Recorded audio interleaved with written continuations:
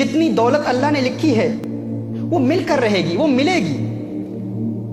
ہم جو کچھ بھی کر لیں، ساری دنیا جمع ہو جائے،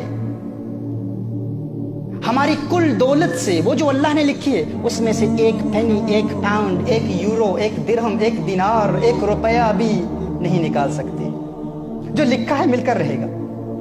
اور اگر ساری دنیا ہماری ساتھی بن جائے، ہماری معاون بن جائے، سارے مالدار لوگ ہماری مدد کرنا شروع کر دیں، تو جو اللہ نے لکھا ہے اس میں ایک پینی کا اضافہ نہیں کر سکتے۔ یہ قانون ہے۔ اگر مسلمان ہیں تو اس پر ہمارا عقیدہ ہونا چاہیے کہ جو کچھ اللہ نے لکھا ہے وہ مل کر رہے گا۔ اگر آپ آج غریب ہیں تو مت سمجھیے کہ آپ اس لیے غریب ہیں کیونکہ آپ زندگی میں کوئی ایسا بڑا کام نہیں کر پائے، اپنا اہل تھے اس لیے غریب ہیں۔ نہ، آپ غریب ہیں کیونکہ جتنا آپ کے لیے اللہ نے لکھا ہے وہی ملنا تھا۔ اگر کوئی ملٹی ملینئر ہے اور سمجھتا ہے کہ میں اپنی فہم اور فراست، ادراک اور شعور اور اپنے مناسب فیصلوں کی بنیاد پر میں ملینئر بن چکا ہوں، نہ، تو ملینئر ہے۔ اگر تو مالدار ہے تو اس لیے نہیں ہے کیونکہ تو اپنی محنت کی وجہ سے مالدار بنا ہے، تو مالدار ہے تو اس لیے ہے کیونکہ جو کچھ اللہ نے لکھا ہے وہ تجھے ملنا تھا۔ یہ اسلام کا قانون ہے، یہ اسلام کا اصول ہے۔ اگر مسلمان ہے تو اس کو تسلیم کرنا ہوگا۔ ذہن میں ایک سوال آتا ہے کہ ٹھیک ہے، اگر ایسی بات ہے تو پھر ہم کام کیوں کرتے ہیں؟ ہم محنت کیوں کرتے ہیں؟ گھر بیٹھے رہیں، کچھ نہ کریں تو پھر بھی مل جائے گا۔ تو آپ کو بتاؤں، یہی اسلام کا قانون ہے، یہی ضابطہ ہے۔ اگر آپ گھر میں بیٹھے رہیں، کچھ بھی نہ کریں، جو لکھا ہے وہ مل کر رہے گا۔ تو پھر ہم کام کیوں کرتے ہیں؟ کیونکہ کام کرنا رسالت مآب صلی اللہ علیہ وسلم کی سنت ہے۔ وہ جو اللہ نے لکھا ہے وہ تو ملے گا، لیکن محنت کے ذریعے اس کے حصول کے لیے حلال روزگار کمانے کے لیے کوشش کرنا، یہ کوشش میرے آقا کی سنت ہے، یہ عبادت ہے، اس پر ثواب ملتا ہے۔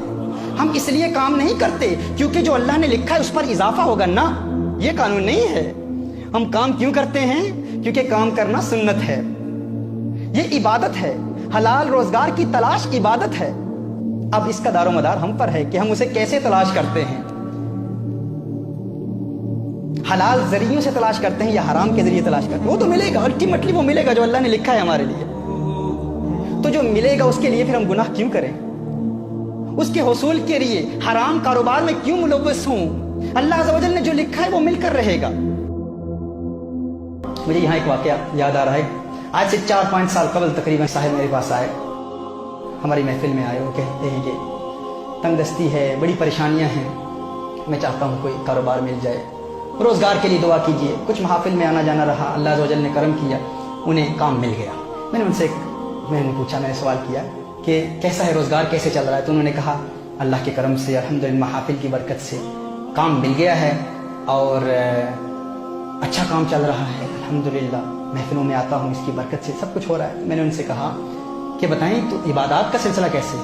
کہا نہیں، ایک مسئلہ ہے، وہاں پر جو میرا امپلائر ہے وہ مجھے نماز نہیں پڑھنے دیتا، عبادت نہیں کرنے دیتا۔ میں نے کہا اچھا، عبادت نہیں کرنے دیتا تو آپ کو تو کام چھوڑنا چاہیے۔ میں نے کہا نہیں، ارے اتنی محفلوں میں آ کر، اتنی مدت کے بعد، اتنی کوشش کے بعد، اتنی جد و جہد کے بعد، اتنی دعاؤں کے بعد آج کام ملا ہے اور آپ کہتے ہیں کہ نماز کے لیے کام چھوڑ دوں؟ میں نے کہا آپ کام کیوں کرتے ہیں؟ کہتے ہیں اس لیے کرتا ہوں تاکہ روزگار ملے، تاکہ دولت ملے، تاکہ اپنے گھر کے اخراجات چلا سکوں، گھر چلا سکوں۔ میں نے کہا نہ، کام کرنے کا مقصد یہ نہیں ہے، وہ تو ملنا ہی ہے۔ ہم کام فقط اس لیے کرتے ہیں کیونکہ کام کرنا سنت ہے، وہ جو اللہ نے لکھا ہے وہ تو مل کر رہے گا۔